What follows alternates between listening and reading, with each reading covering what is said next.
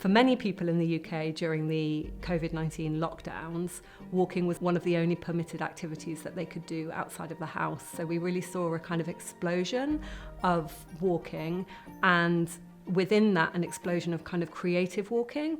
And by creative walking I mean walking where people are applying a playful, imaginative or kind of task-based framework.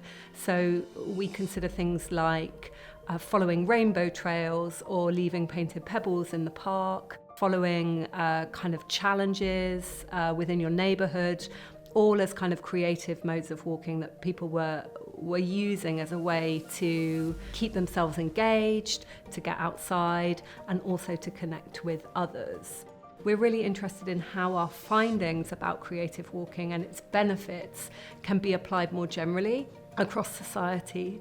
So one of the really interesting things that we found was how important those creative walking moments were for people in terms of mitigating isolation and anxiety, for supporting people to feel connected, both in their immediate community, so in the locations where they're walking. But there's also some really important connections there for people walking at a distance. So we identified a really clear strand of people connecting using social media.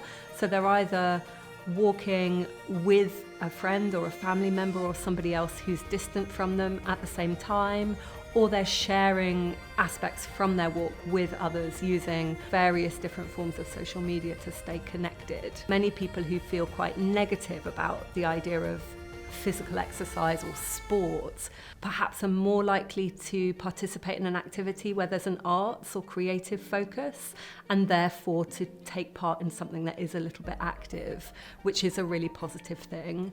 And similarly, people who perhaps don't feel like art is for them, they don't necessarily feel like they're a creative person or they're an artistic person, might come and take part in something because it's a walk and thereby get involved in the creative aspects. And so the research evidence around the benefits of creativity are also really clear in terms of support for kind of well-being, for a positive sense of yourself as a mode of feeling that you're able to express your feelings and your identity. It's actually really the combined benefits of the walking and the creativity that becomes more than the sum of its parts.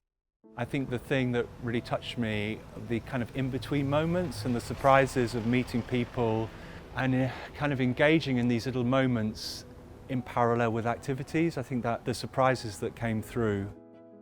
I think what was really interesting was that we were all collectively walking together, but I think getting different things from it. So especially when we were doing the textures and we were rubbing with the graphite sticks, people were attracted to different things. So we're all in the same space, but we're all taking something slightly unique and individual from it. So that was a really nice experience. And just reflecting on that when we're talking with people as we were walking together, it was really interesting to hear what caught their attention and why, whether they were attracted to a colour or to a texture or to a word or a particular feature, and that was really interesting. For me, this walk was really about connecting to that sense of space and having sort of chance conversations with people. And I particularly love doing the kind of lettering and the textures. And I just love that chance of possibility and being totally open, no agenda. So that's quite refreshing. So the original research had used a number of different data collection methods. We conducted a major survey, around 1,500 respondents, a huge amount of data collected there that we continue to work with and to analyse. But we've published a number of reports around walking during pandemic conditions, including some of our recommendations for moving forward in time and the more general benefits and potentials of the work. I'm working with teacher training students who, as a cohort, I think nationally and also specifically within the University of East London, where the pilot that we're doing is based, experience very high levels of stress. So as a wellbeing intervention, but also as a new strand of the research, we're running a series of Walking for Wellbeing workshops where students come out of their work placement for a half day and participate in a walking wellbeing session. The students now are nearing the end of their course and they're starting to apply for jobs,